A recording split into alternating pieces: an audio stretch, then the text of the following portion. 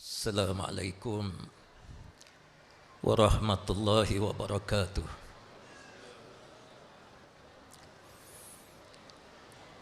Alhamdulillahi wahdah wa nasara abdah wa a'azza jundah wa hazamal ahzaba wahdah.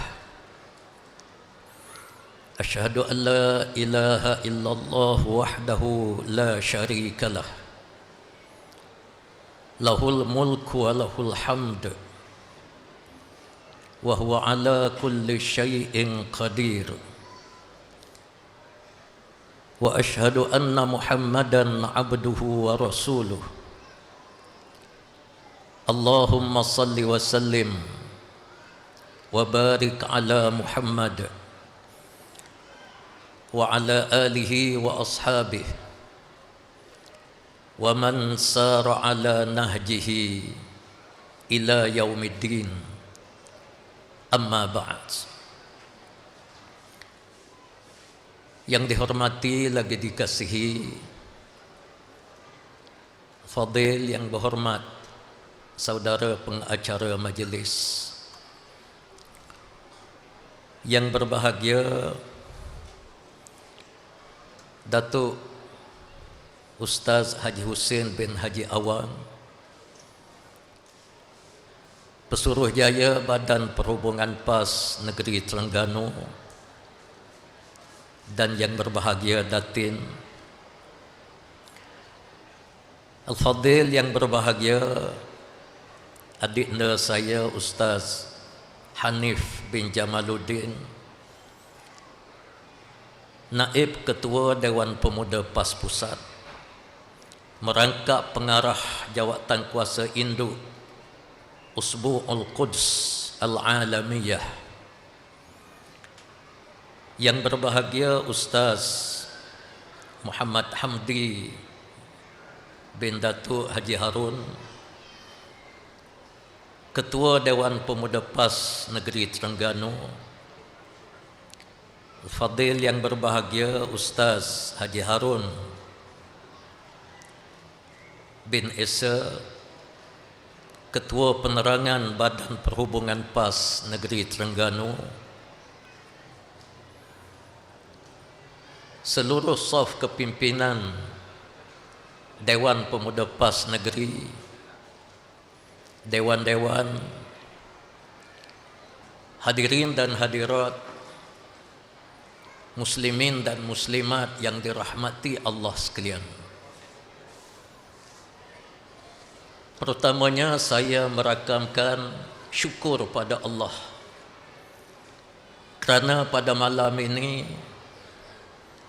Allah mentakdirkan saya bercakap 2 kali. Tadi kena kuliah maghrib dah, ingat ke habis itu. Kena ceramah pula pada malam ini. Esok sekali lagi. Malam ni diminta untuk ganti ni banyak pihak. Ganti wakil daripada Palestin. Mungkin kerana ada Romo, muka macam Palestin ke macam mana, wallahu a'lam. Apapun, saya berasa bangga kerana kita sama-sama dapat memperingati sejarah yang panjang yang berlaku di bumi Al-Quds ataupun di bumi Syam yang ada di Timur Tengah. Memang Allah Subhanahu wa ta'ala sejak dahulu kala gazet dalam Al-Quranul Karim melalui firman-Nya,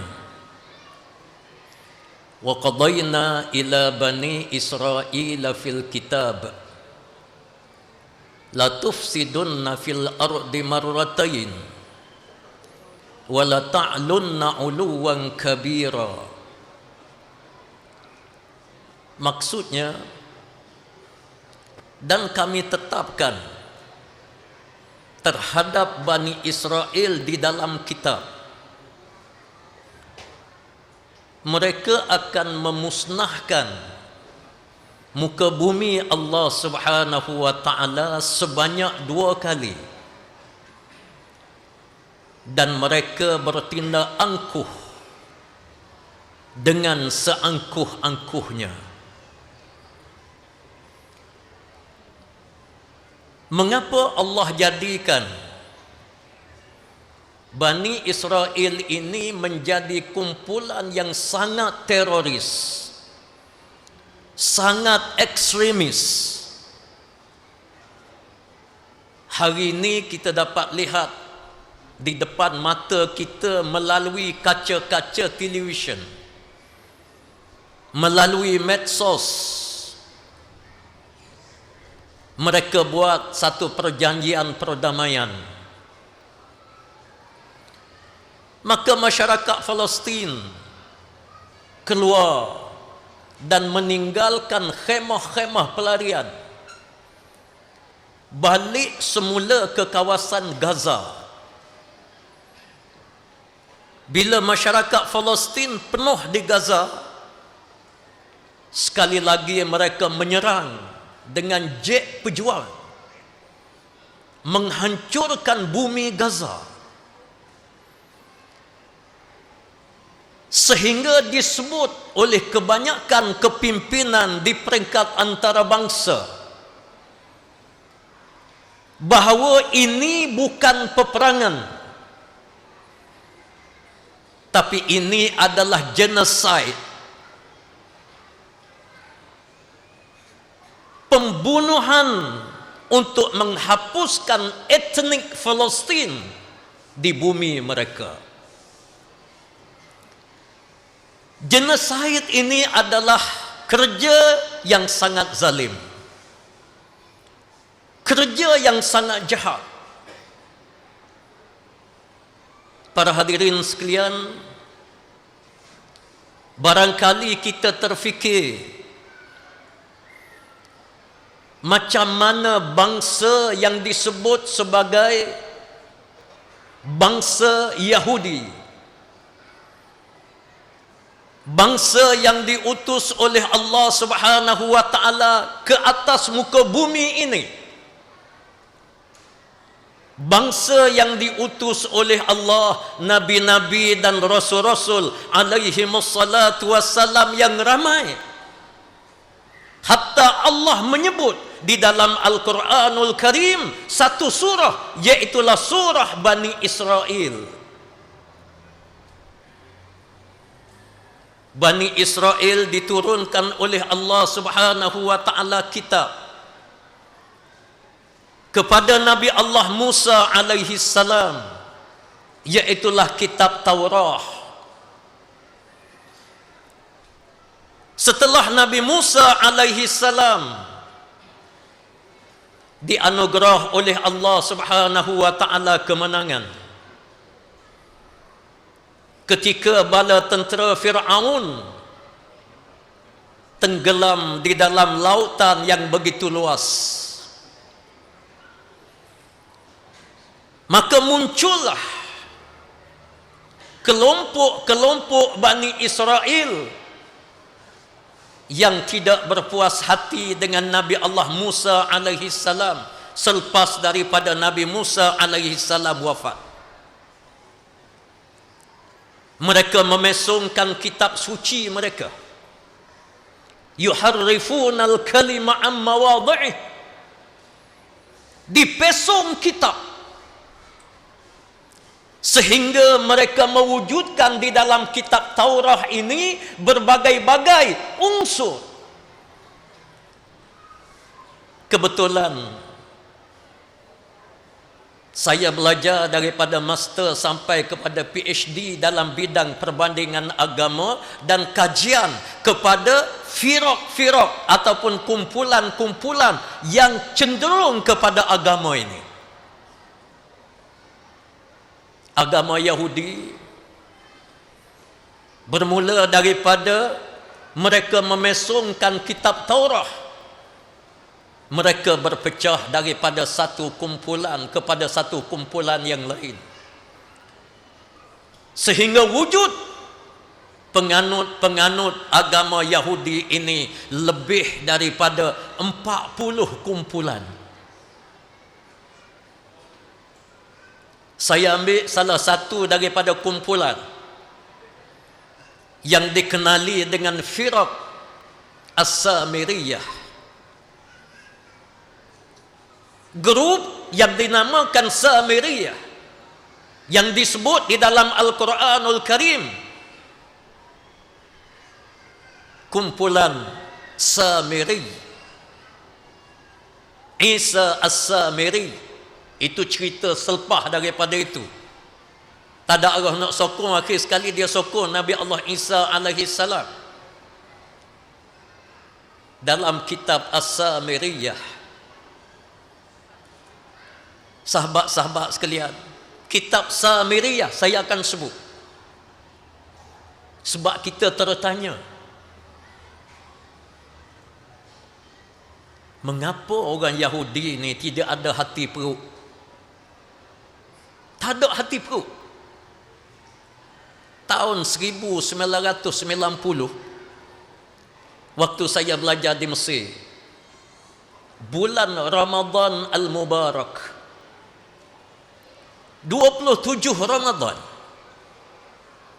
waktu umat Islam menunaikan solat tahajud qiyamul lail di Masjid Ibrahimi di Palestin. Orang Islam tengah semayang malam 27 Ramadan, yang kita sebut sebagai malam Lailatul Qadar, kalau diizinkan oleh Allah. Umat Islam tengah sujud. Pak orang yang beragama Yahudi ini masuk dalam masjid, dia tembak mati satu masjid, darah mengalir keluar ikut pintu, mati syahid. Dia keluar daripada masjid, dia angkat senjata dia, dia mengatakan hari ini Allah membersihkan dosa dia dan kehidupan dia sama sebagaimana sehelai kain putih.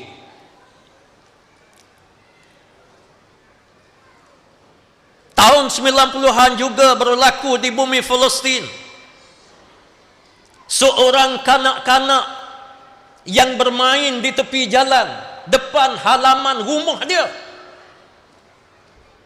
ditangkap oleh orang Yahudi bersama dengan tentera-tentera Israel. Dia potong tangan budak, dia potong setakat siku, dua-dua tangan dia potong, lalu dia lepas di tengah-tengah jalan. Kanak-kanak ini meraung minta tolong dengan ibu bapa dia. Israel dengan senjata dia, bila bapa dia keluar, dia tembak, mati. Ibu dia keluar, dia tembak, mati. Sehingga kanak-kanak ini akhir sekali meninggal dunia kerana darah yang terlalu banyak keluar daripada anggota. 1992,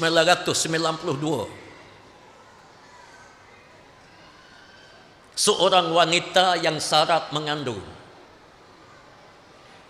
keluar daripada rumah untuk mencari bekalan dapur, barang-barang dapur. Wanita yang syarat mengandung ditangkap oleh orang Yahudi, dibelah perut dia, toreh dengan pisau, belah perut. Dia ambil budak kecil ini, dia letak atas muka ibu ini, duduk di tepi jalan. Daripada tengah hari, petang baru meninggal dunia.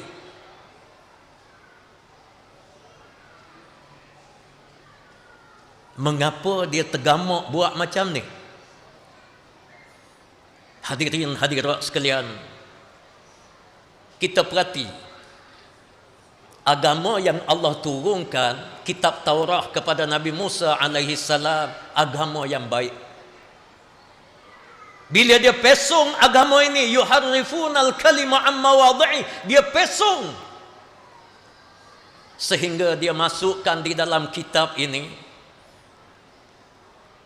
fa inna sya'ballahil mukhtar sya'bun yahudi fa inna sya'ubal ukhra daniyun dana.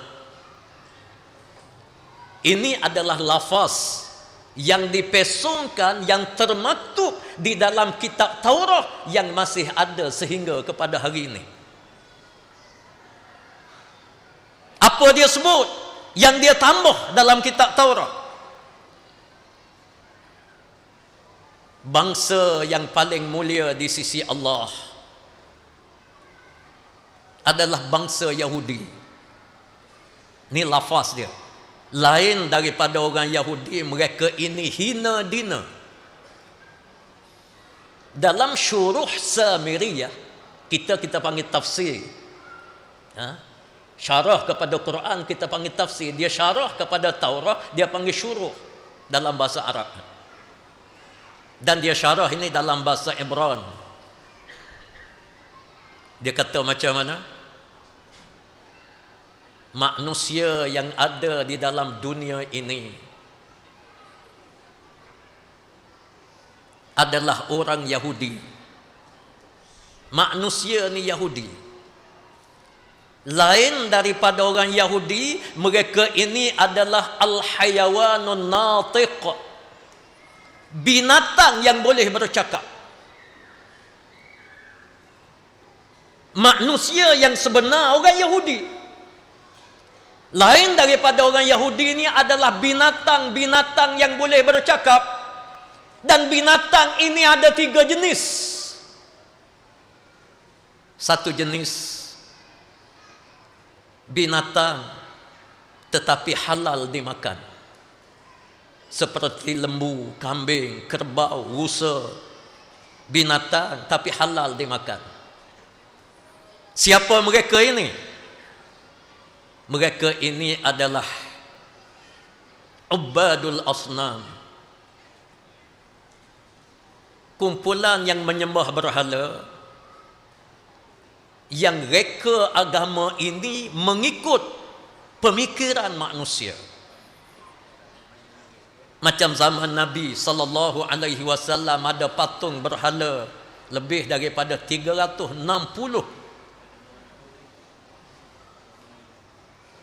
binatang. 360. Semua ini adalah binatang, tapi dia macam lembu, boleh makan, boleh sentuh. Di sana ada binatang yang boleh sentuh tapi tak boleh makan. Ini disebut dalam kitab Yahudi. Sentuh boleh, nak makan tak boleh. Biawak, kucing. Kucing kita bela kat rumah. Wanita dia suka, kadang-kadang dia tidur sekali dengan kucing. Tidur sekali dengan kucing. Dia peluk kucing. Suami dia tak peluk. Teruk ni jenis macam ni. Peluk kucing, suami tak peluk. Kucing nak makan tak boleh, tapi sentuh boleh. Siapa mereka? Mereka adalah Ahlun Nasara, orang Kristian. Bagi tanggapan Yahudi, orang Kristian ni macam tu. Dan ada yang ketiga, binatang yang najis mughalladhah. Nak sentuh tak boleh, nak makan tak boleh. Macam babi, anjing.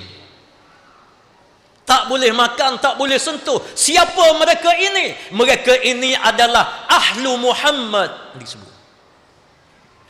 Mereka adalah umat Muhammad sallallahu alaihi wasallam Kita orang Islam ini, bagi kacamata orang Yahudi, kita ni adalah binatang yang najis mughalladhah.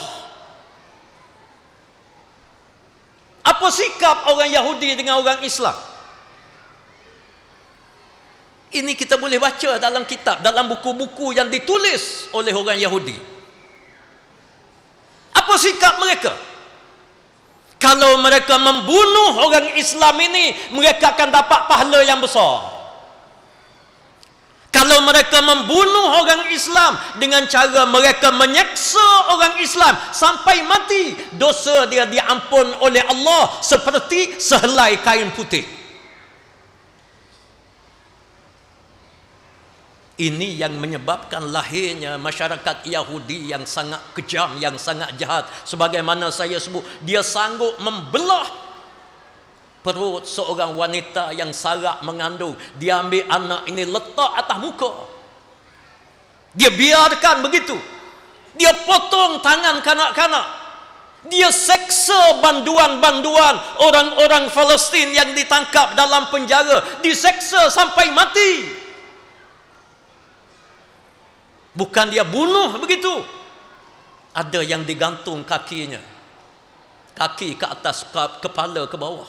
Sampai mati. Ada yang tidak diberi makanan, tidak diberi minuman. Sampai mati. Mengapa mereka tidak berperi kemanusiaan? Sebab ajaran mereka mengajar kepada mereka zalim, kejam. Para hadirin, kesan daripada ajaran agama. Ajaran agama. Kalau zaman jahiliah, mengapa manusia seolah-olah tidak ada peri kemanusiaan? Melahirkan anak wanita, terus dia bunuh. Wa idza busyira ahaduhum bil unsa zalla wajhuhu muswaddan wa huwa kadhim yatawara minal qaumi min su'i ma busyira bi. Apabila bidan keluar daripada bilik persalinan, bagi tahu kepada si suami bahawa anak yang dilahirkan dalam bilik itu anak perempuan. Merah padam muka suami. Kenapa? Malu. Anak perempuan tak ada guna, nak pergi berperang tak boleh. Anak perempuan menjadi hamba seks kepada lelaki-lelaki yang ganas yang ada di luar. Orang perempuan waktu umur 20-an, 30-an, Masya Allah, dia menjadi rebutan dalam masyarakat jahiliah. Bila masuk 40, dulu ialah 20 tahun, orang panggil body kenga. Body kenga. Zaman saya kecil-kecil lah dulu. Saya kecil-kecil dulu. Waktu tu Ustaz Husin remaja dah. Orang panggil orang puan body kenga. Lakulah. Comel.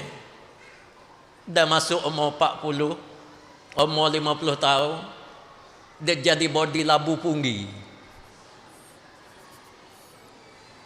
Tahu tak? Buah labu. Tak laku. Sehingga ada wanita dibunuh. Anak perempuan dibunuh daripada awal lagi. Mengapa dia jadi macam ni? Kerana adat budaya yang masuk dalam kepala manusia, kerana sering diperkatakan wanita ini menyusahkan, wanita ini tak beri manfaat kepada keluarga macam-macam, dia bunuh, dia boleh bunuh. Dia tak kesian kepada seorang kanak-kanak yang tak berdosa. Yahudi, mengapa mereka zalim sangat? Sebab agama ajar kepada dia. Sebagaimana saya sebut tadi, dalam ajaran dia, sesiapa yang membunuh orang Islam, kalau dia bunuh dengan cara penyeksaan sampai kepada mati, dosa dia bersih sebagaimana sehelai kain putih. Sehingga dia panggil Sya'bullahul Mukhtar, bangsa terpilih dalam dunia ini, orang Yahudi. bangsa terpilih dalam syurga Allah Subhanahu wa taala. Yang masuk syurga ni orang Yahudi aja. Lain daripada Yahudi, semua masuk neraka belaka. Ini pegangan orang Yahudi. Sebab itu kita jangan pelik. Sejak daripada tahun 60-an, 70-an, kita dengar perjanjian di antara Arab, sama ada Arab Mesir dengan Yahudi, Arab Jordan dengan Yahudi. Negara-negara Arab lain buat perjanjian dengan Yahudi. Ada perjanjian yang dipanggil sebagai Oslo, ada perjanjian yang disebut Sharm Sheikh, ada perjanjian Kahirah. Mana ada satu perjanjian yang dipatuhi oleh Yahudi? Tak ada. Sebab apa? Orang Yahudi kalau dia patuh perjanjian dengan orang Islam, maka dia akan dapat dosa. Kita agama Islam diharamkan kepada kita menyakiti sama ada ahli Yahud, ahlun Nasara, orang Yahudi, orang Kristian, orang Buddha, orang Hindu. Kita tak boleh khianat kepada dia. Nabi SAW mengajar kita, man adza zimmiyan fa una ukhasimuhu yaumal qiyamah. Sesiapa yang menyakiti ahlu zimmah, orang bukan Islam yang tak bermusuh dengan Islam, kalau kita sakiti dia, kita ambil tindakan jahat kepada dia, apatah lagi kalau kita bunuh dia. Rasulullah kata, aku isytihar peperangan dengan orang ini di hari kiamat. Menyebabkan kita jadi masyarakat Islam yang sangat baik. Masyarakat yang paling toleransi dalam dunia adalah orang Islam. Para hadirin, Amerika Syarikat dia rajin sebut, dia ni negara yang jaga hak asasi manusia. Amerika. Boleh tak orang Islam bertanding dalam pilihan raya di Amerika? Tak boleh. Boleh tak orang Islam di Amerika ini berpakaian dengan pakaian Islam yang tak pernah diganggu gugat, sama ada di universiti, dalam masyarakat ataupun pekerja-pekerja di sektor awam maupun swasta? Tak boleh.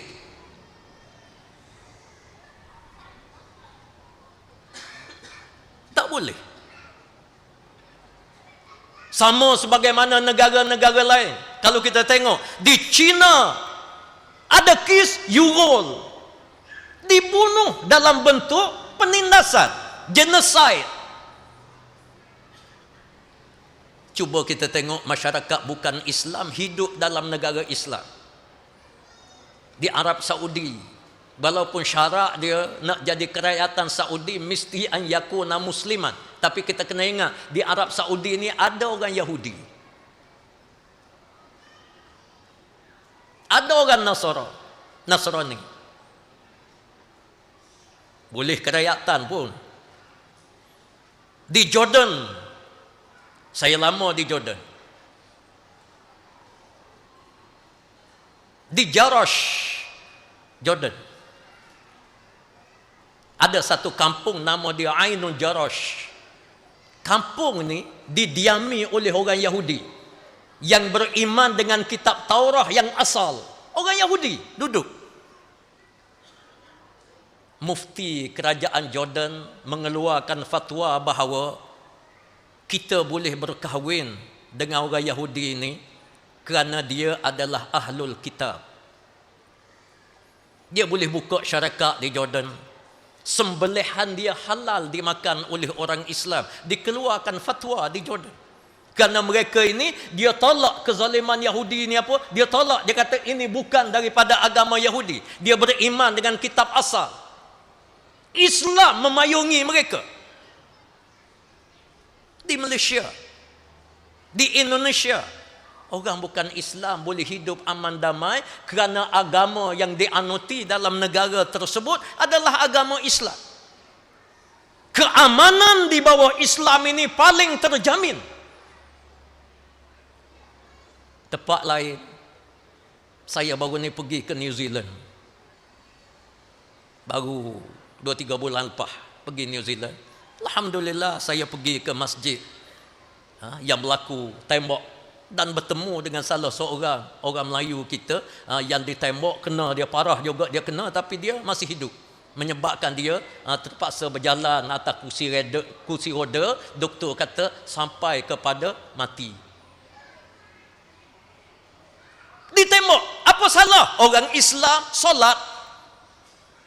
Malah tak selamat orang Islam duduk di negara bukan Islam, tapi masyarakat bukan Islam yang duduk dalam negara Islam, mereka selamat.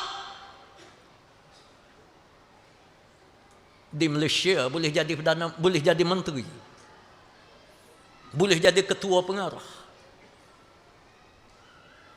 Kita tak pernah komen pun. Sebab apa? Islam mengajar kepada kita mesti menghormati manusia.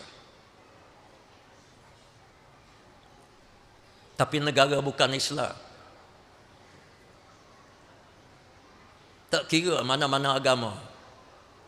Di China, agama Buddha, Uyghur. Di India, agama Hindu. Berlaku penindasan yang teruk kepada orang Islam. Di Amerika, di Britain, di Perancis, merata orang Islam ditindas.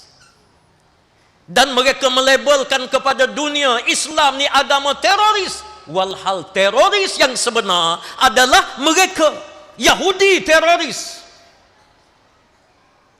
Yahudi ekstremis. Dan ada data, ada fakta dia mengapa dia jadi teroris, sebab agama yang ajar pada dia. Pengaruh agama ni besar. Sebab apa kita orang Islam bila sebut babi, Allah sebut babi ke habis. Ada kawan saya, dia ni tak semaya, dia sendiri tak semaya, minum arak. Alhamdulillah saya berkawan. Cuma hari ni dia jadi orang yang baik. Dia ni judi, minum arak, bunuh orang. Tapi babi dia tak makan. Babi dia tak makan. Ada seorang lagi kawan pada dia, saya pun kenal juga. Dia ni makan babi. Dia kata, cih menatan ni, dia kata jahat pada Allah. Babi pun makan. Walha minum arak, dosa besar pada makan babi lagi. Sebab apa kita benci pada babi? Sebab disebut di dalam Al-Quran. Al-Khanazir wa abadat taghut. Disebut dalam Al-Quran binatang yang najis. Kita tak makan. Cuba bayangkan kalau ada satu ayat dalam Quran mengatakan kita bela babi ni harus, bukan sunat, harus dia bela babi. Semua ni bela babi belaka.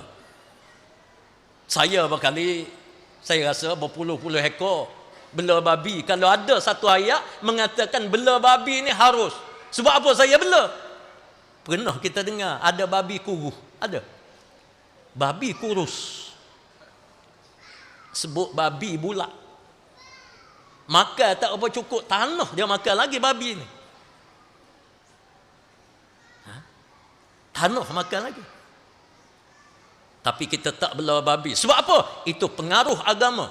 Sebab apa kita menunaikan ibadat haji, menunaikan ibadat umrah? Ada orang yang sanggup jual tanah, ada orang yang sanggup jual lembu kambing, ada orang yang sanggup gadai itu, gadai ini, semata-mata nak ke Mekah Al-Mukarramah. Sebab apa? Pengaruh agama.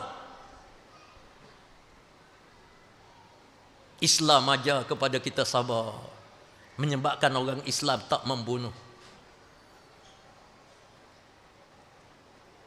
Bahkan diajar kepada kita la tatamannau liqa'al adu fa iza laqitumuhum fasbutu. Jangan sekali-kali kamu mencari musuh. Kalau musuh cari kamu, jangan kamu berganjak. Kita tak boleh cari musuh. Yahudi ini adalah bangsa yang sangat kejam, yang dibentuk oleh agama dia. Sebab itu Islam mengatakan walan tarda ankal yahud walan nasara hatta tattabi'a millatahum. Orang Yahudi, orang Nasrani, dia tak akan bersama-sama dengan kamu kecuali kamu ikut agama dia. Islam dah bagi kata-kata yang putus Yahudi. Mengapa? Kerana mereka tidak akan menghormati kepada kita. Sayang, negara kita akhirnya menandatangani perjanjian yang sangat teruk antara Malaysia dengan Amerika. Yang menjadi dalang di sebalik ini adalah Yahudi yang kita kena ingat.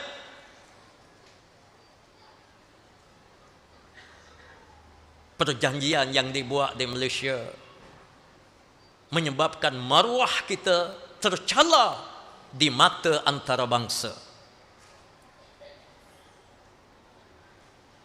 Saya banyak ke Thailand. Ahli-ahli parlimen Thailand, datuk-datuk bandar, kebanyakannya mereka kenal saya. Bila saya bercakap, saya kata apa cerita yang Thailand melenting, marah kepada Perdana Menteri kita. Selepas daripada itu, dia sebut pada saya, dia kata macam mana tak marah. Sebab bila raja dia melenting, raja Thailand, di Thailand ni sistem beraja, raja dia melenting, marah kepada Perdana Menteri dia. Kerana apa? Perdana Menteri kita cakap, orang panggil ego lah. Lebih kurang lah bahasa dia. Saya pun tak ngapa, malah nak ngapa. Kita bangga sebab bila krisis berlaku Thailand dengan Cambodia, kita telefon. Alhamdulillah, mereka menghormati. Mereka berdamai, kita telefon saja. Bahasa macam ni kurang ajar.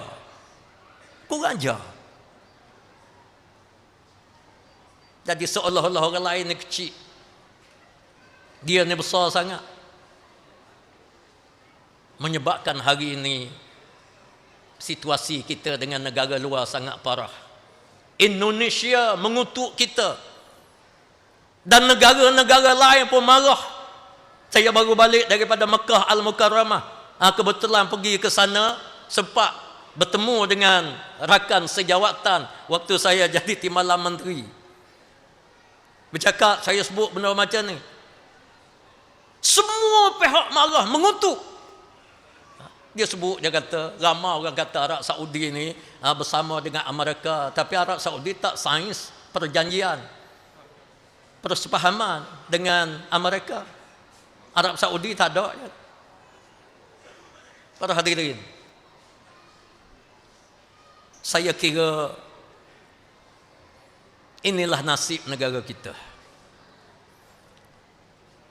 Rumusan yang saya nak rumuskan, saudara-saudari sekalian yang hadir untuk kita membela rakyat di Palestin, kita juga mesti bertanggungjawab situasi yang ada dalam negara kita. Kita tak boleh membenarkan kerajaan yang ada pada hari ini hidup lebih lama.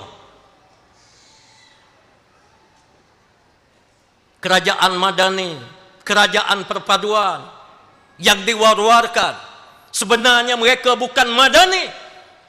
Madani adalah sebuah kerajaan yang dibina oleh Nabi sallallahu alaihi wasallam yang menepati kaedah syarak. Kerajaan ini kita kena bekerja sekuat mungkin. Saudara dan saudari bila balik ke cawangan masing-masing, gerakkan cawangan. Balik ke dun, gerakkan dun. Satukan saf kita, kumpulan kita. Kita mesti menyatukan umat Islam dalam negara kita. Jangan kira parti apa, orang Islam kena bersatu.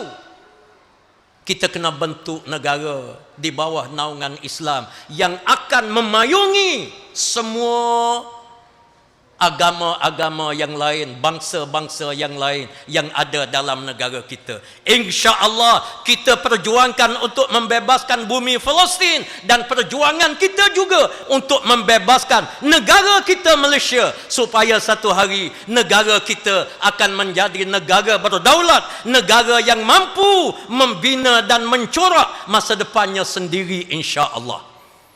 Saya kira sekadar itulah ucapan yang dapat disampaikan pada malam ini. Mudah-mudahan himpunan kita ini menyemarakkan lagi semangat perjuangan di kalangan kita semua, insya-Allah. Aqul qauli hadza wa astaghfirullah li wa lakum. Wassalamu alaikum warahmatullahi wabarakatuh. Takbir. Allahu akbar. Allahu akbar. Allahu akbar. Walillahil hamd.